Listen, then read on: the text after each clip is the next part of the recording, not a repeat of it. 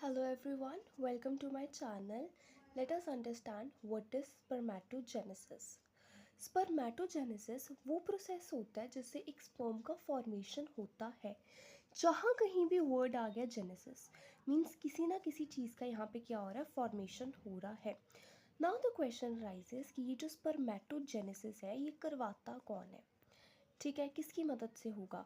हमारे पास स्पर्मेटोगोनिया होता है जो कि एक इमेच्योर सेल है, वो भी डिप्लॉयड यानी कि 2n वाला 46 क्रोमोसोम्स होते हैं इसके पास। वो हेल्प करता है आपको स्पर्मेटोजेनेसिस करने में यानी कि स्पर्म फॉर्मेशन करने में।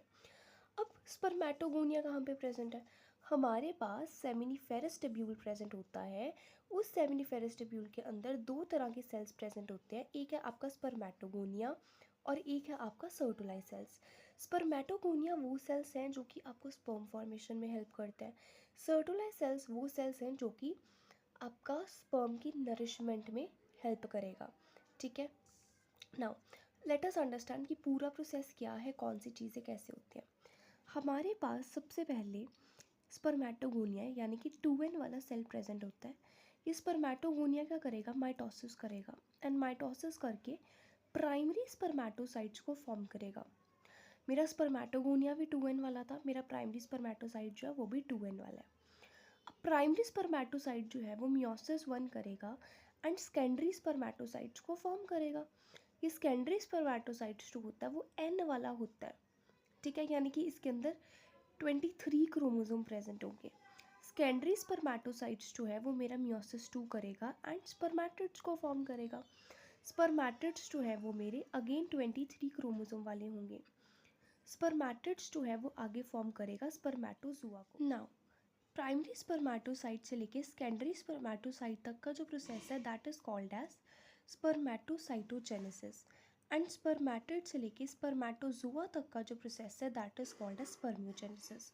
नाउ लेट अस अंडरस्टैंड कि हार्मोन्स का क्या रोल है इसमें। उससे पहले let us understand what is spermiation. Now sperm का जैसे फॉर्मेशन हो गया तो उसका जो हेड होगा स्पर्म का that will be embedded in the sertoli cell. ठीक है, क्यों सर्टोलाई सेल में जाएगा, न्यूट्रिशन लेने के लिए, नरिशमेंट प्रोवाइड करने के लिए।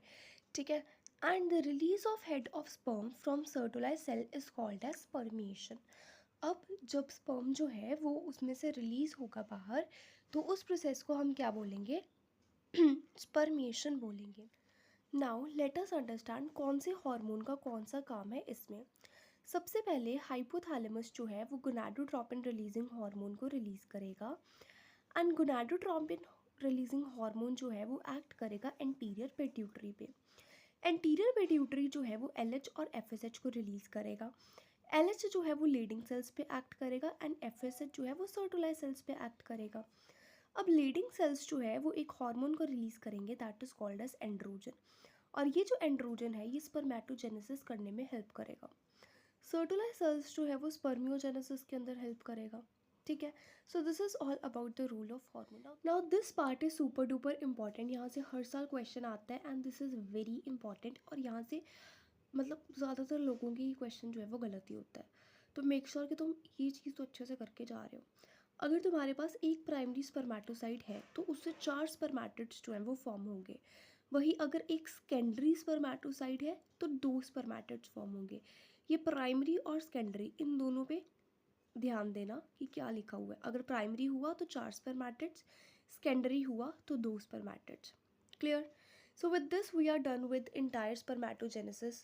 क्या इंपॉर्टेंट पार्ट था मैंने वो भी बता दिया, हार्मोन्स का क्या रोल है वो भी बता दिया, क्या प्रोसेस है, that all I have completely explain to you. I hope कि तुमको अच्छे से हर एक लाइन समझ आई होगी, हर एक चीज़ समझ आई होगी।